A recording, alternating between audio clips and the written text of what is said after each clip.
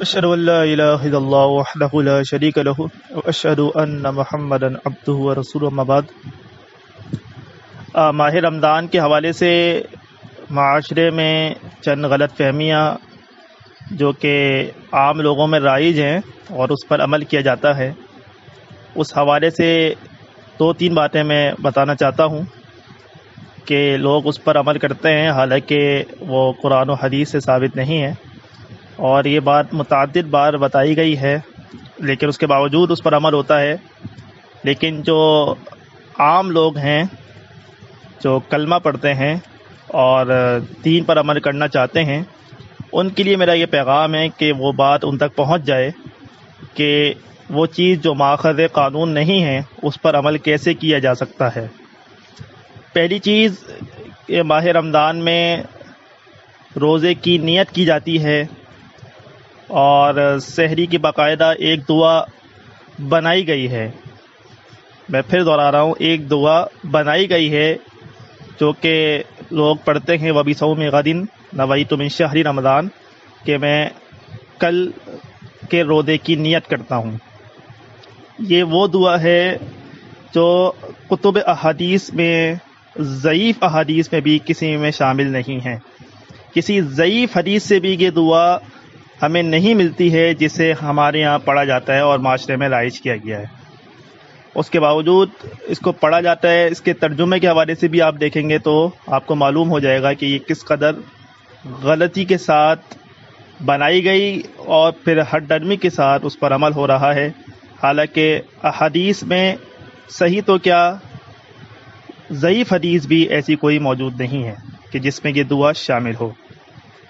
دوسری چیز جو افطار کے لیے دعا استعمال کی جاتی ہے وہ مرسل روایت ابو داؤد میں ہے۔ مرسل سے مراد کہ کوئی تابعی براہ راست رسول اللہ صلی اللہ علیہ وسلم سے روایت کرے اور بیچ میں کوئی صحابی موجود نہ ہو، کہ روایت منقطع ہوتی ہے، مرسل ہوتی ہے، اور یہ ضعیف کی ایک قسم ہے۔ اس میں تابعی معاذ بن زہرہ رحمۃ اللہ علیہ جو تابعی ہیں وہ براہ راست نبی صلی اللہ علیہ وسلم سے روایت کر رہے ہیں اور بیچ میں صحابی کا نام موجود نہیں ہے، جبکہ معاذ بن زہرہ نے اللہ کے نبی صلی اللہ علیہ وسلم کو نہیں پایا ہے۔ تو یہ بات کس طرح سے ممکن ہے کہ ان تک یہ دعا پہنچی؟ اور پھر افسوس کی بات کہ وہ الفاظ جو کہ اس میں ہیں اس میں بھی زیادتی کی گئی۔ اللہم لک صمت وبک آمنت وعلی رزقک افطرت، یہ تو الفاظ بھی گڑے گئے ہیں، بنائے گئے ہیں، شامل کیے گئے ہیں۔ یہ بھی ان الفاظ کے ساتھ کسی ضعیف روایت میں بھی موجود نہیں ہے، مگر افسوس اس دعا کو پڑھا جاتا ہے، اس پر عمل کیا جاتا ہے۔ اور جو صحیح دعا ہے افطار کے وقت کرنے کی، یہ دونوں روایتیں ابو داؤد میں اوپر اور نیچے درج ہیں۔ پہلی روایت کہ جو صحیح روایت ہے، مرفوع روایت ہے، اس کو نہیں بیان کیا گیا، اس کو چھپایا گیا، اور اسی کے نیچے کی جو دوسری روایت ہے اللہم لک صمت والی، اس کو بیان کیا گیا اور اس پر عمل کرایا گیا۔ اللہ بہتر جانے کہ اس میں کیا مقصد ہے۔ جو صحیح روایت ہے وہ اسی ابو داؤد میں اسی صفحے پر اس حدیث سے جو بیان کی گئی ہے اسی کے اوپر موجود ہے۔ دونوں کے الفاظ بالکل ایک جیسے ہیں کہ افطر رسول اللہ صلی اللہ علیہ وسلم، کہ رسول اللہ صلی اللہ علیہ وسلم جب افطار کرتے تو یہ دعا پڑھتے تھے ذهب الظمأ وابتلت العروق وثبت الاجر انشاءاللہ۔ یہ صحیح ترین روایت ہے، مرفوع روایت ہے اور یہ بتائی نہیں جاتی، تو کوشش کریں کہ اس دعا کو آپ افطار کے وقت پڑھیں، کہ سنت رسول سے ثابت ہے۔